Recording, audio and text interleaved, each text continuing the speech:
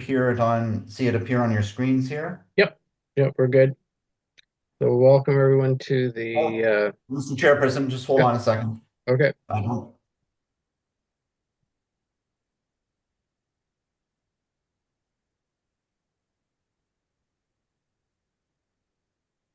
Okay. Okay, welcome everyone to the May 22nd, 2025 Parry Sound District Emergency Medical Services Committee meeting. Prior to the open session, the committee met for a closed session, and it was pursuant to section 239(2) of the Municipal Act RSO 2001, Chapter 25 as amended. The EMS Advisory Committee moved to a meeting closed to the public in order to address a matter pertaining to labor relations or employee negotiations, and that meeting was held. Any additions or prioritization of the agenda? No. Okay, mover and seconder for the agenda. Pearl and Shelley, that the May 22nd, 2025 Parry Sound District Emergency Medical Services Committee meeting agenda be approved. All in favor? It's carried. Any disclosure of pecuniary interest or the general nature thereof? Nope. Okay. Mover and seconder for the minutes. And Shelley, that the minutes of the meeting of February 27th, 2025, the Parry Sound District Emergency Medical Services Committee be approved as circulated. Any discussion or comments on those minutes? Nope. All in favor then? And that's carried. Okay. No correspondence, no deputations. Dave, you got a report? Through you, Mr. Chairperson, you don't have a formal director's report No. tonight. The main things that I would deal with are in section 8 in the reports, so you can skip right to the statistical reports. Okay. So any questions on the statistical reports?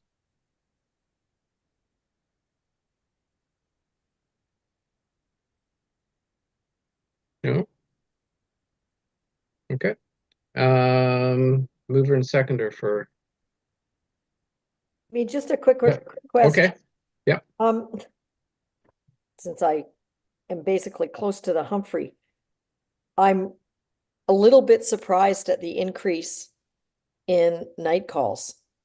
We're up to 37 from 15. Is there any background on that?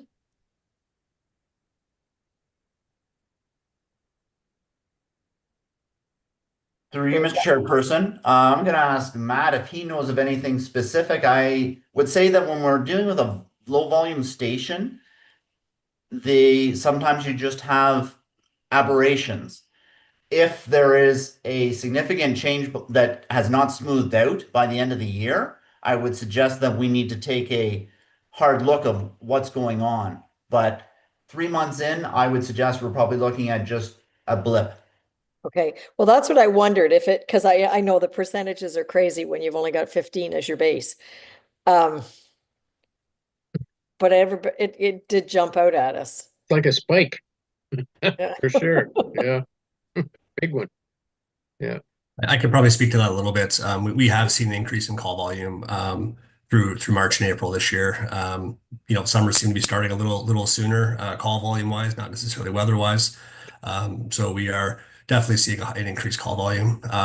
And based on balanced emergency coverage, we are deploying vehicles that are closest to any calls. So if that call happens to be in Parry Sound or McDougall or anywhere else, it may be Humphrey that's going to those calls. Well, I wondered if a part of it had something to do with the ice storm. Mm. But We it's didn't too really early. see a huge increase in call volume due to the ice storm here. We did come out relatively unscathed. Yeah. Really, because we had lots of residents that were out of power for over 20 days. Mhm. Yeah, it didn't have a huge impact on our call volume, thankfully. Okay, Yeah. thank you. No problem. Okay. Anything further on the stats? No. Mover and seconder. Shelley and Scott. EMS committee members have received reports 6.1, 6.2, 6.3 as listed above. All in favor? That's carried. Okay, 8.1, Burke's Falls base.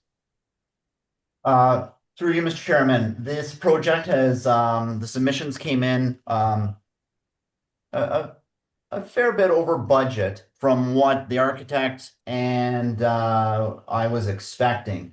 We received a number of bids. We received 7 bids. It was, done through bids and tenders, and we were quite pleased with getting that many bids.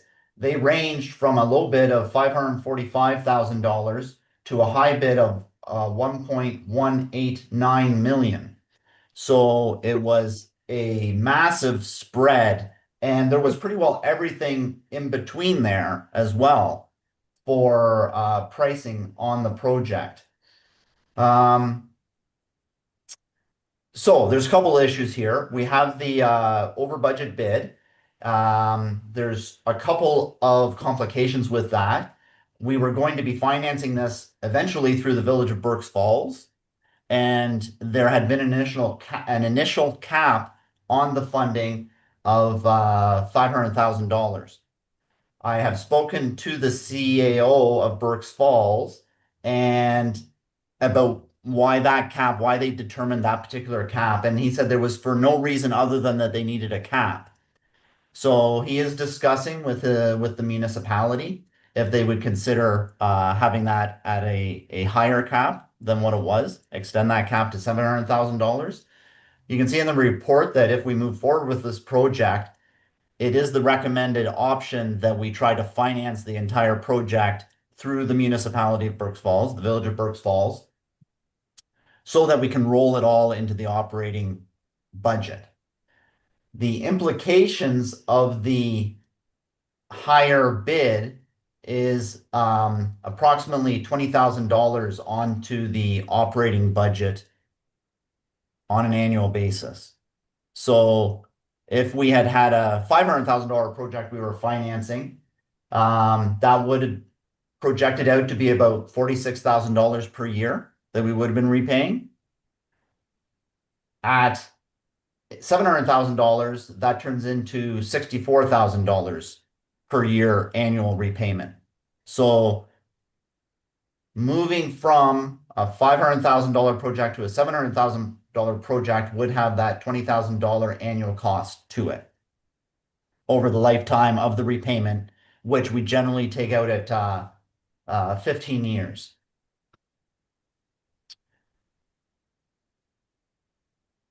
I do believe it's my recommendation that we still need to go forward with the project. The Burkes Falls base is in need of significant attention.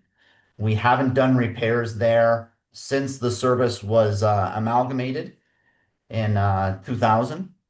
And we know that the quality of the staffing facilities is substandard. Something needs to happen at that base. My belief is that if we don't do it this year or through this process, we'll be looking at it either a year or 2 from now, and the prices will just be higher again. So although we would rather not spend the extra money, it appears to be that recommendation from staff would be to continue to move forward with the project. The preferred option would be to finance it through the Village of Burkes Falls in the totality of $700,000 approximately. There is an alternative option which I've talked to about the treasurer, that I've talked to the our chief financial officer here in town. And if Burkes Falls isn't able to extend the higher level of financing, we could utilize EMS reserves to finance the extra cost.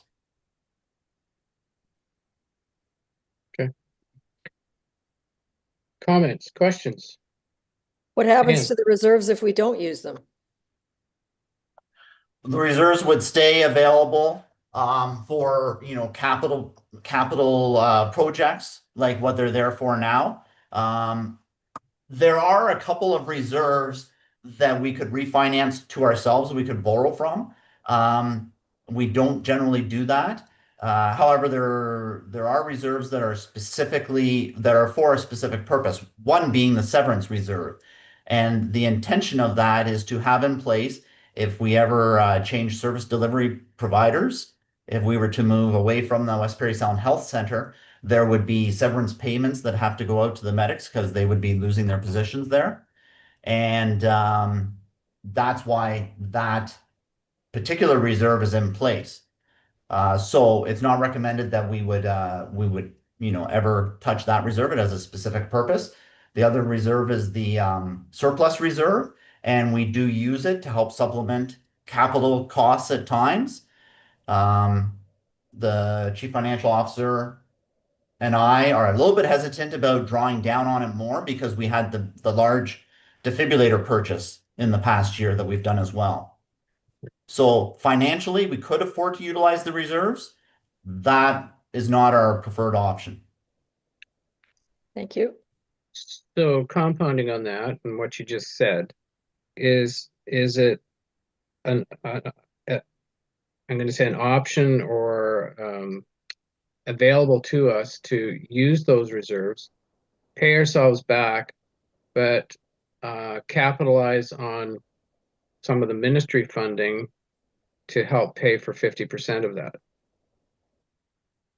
The best way to capitalize, through you, Mr. Chairperson, the best way to capitalize on the ministry funding is to finance the entire thing through the Village of Burkes The Falls. Burkes Falls. Okay. If All we right. utilize our own reserves, then it changes the financial funding formula and it's not as advantageous as doing it as an operating cost. Okay. Any other questions, comments? No? Okay. So basically our resolution just says that the EMS Advisory Committee recommends that this go to the town to proceed. But I guess I need to hear from the committee whether it's 500,000 we're going or 700,000 that we're going to ask Burkes Falls to finance for us. Do we have any sense of whether Burkes Falls can go to the 700? Through you, Mr. Chairperson, the CAO didn't believe he was speaking on his own behalf. He was not speaking on council's behalf. He didn't see a particular reason why council would not support that. However, he couldn't commit to it on his own. So that was the discussion at that point. He's going to be able to get back to me next week with a firm yay or nay. So that's before I have to take it to town council, but I would not be able to I have to move if we're going to accept the bid, then I have to move it forward in a timely fashion. So we have to deal with it here now, on this basis. It is a 40% increase over the budget. That's a lot. Yeah. Was there any rationale for the increase in any of the costs, given what we were given estimates on? Through you, Mr. Chairperson, no, I don't think there is any rationale for the costs. I just know from projects that I'm doing in other areas of my position that costs have escalated incomprehensibly in the past few years. And I think we're seeing a result of that with the contractors being able to bid these amounts. Yeah. I do know that there are some companies that are starting to apply surcharges on some of their material because of the tariff issue, because they're just having to pay more for what they're getting. If I Through can you, add Chair. to this, in my professional career, we're experiencing the same thing. So we're seeing, and this is what I deal with all the time in terms of remodels, renovations, that kind of thing, is we're seeing 25 to 30%. No questions asked. And that's now. And they're telling us if we don't move now, we can add another 10 to 15% on it over the Yeah. next couple of years. Easy. Yeah. And it really comes back to tariffs and fear. Yeah. Yeah. So I need something from the committee, a recommendation as to the dollar figure we're going to move forward with.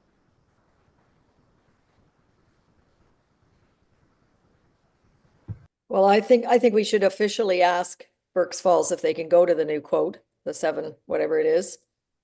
And then once we get a council decision from Berks Falls, take it to the town of Parry Sound. So, I would agree.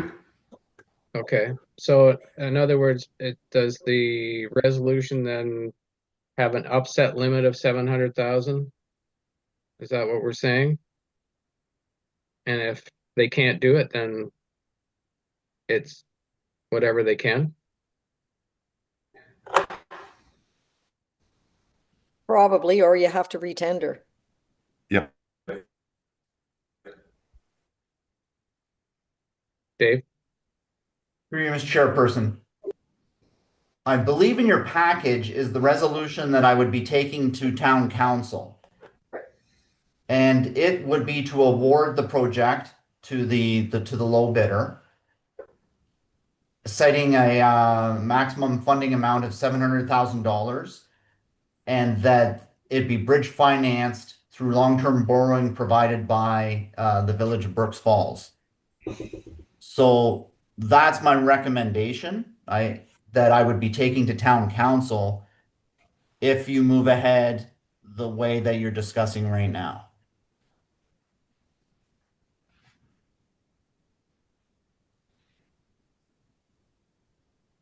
That's fine, Comments? but that's not what I read. What we've got in front of us, the EMS Advisory Committee recommends report DT R&R Berks Falls Base Renovations Award doesn't have an amount in it.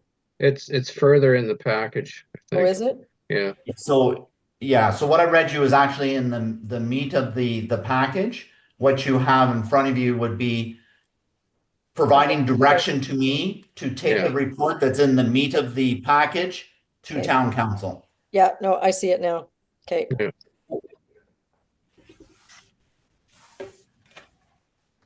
So I'm comfortable with that.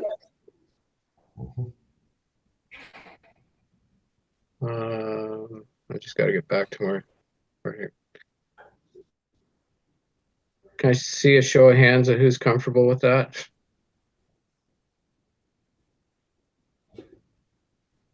Okay, all right.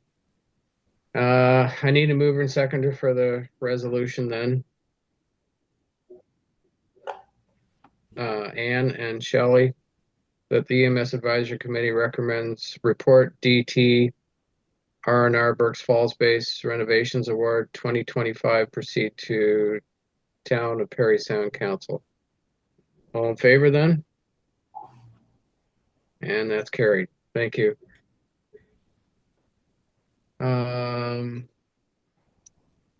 then our next one is that about staff prepare a resolution for town council requesting the province to provide sustainable long-term funding for the current community paramedicine programs, and that the resolution be provided to all Parry Sound District municipalities for support. And I think that should go to AMO as well, please. Yeah. And Through you, certainly Mr. Ministry of Health. Yeah.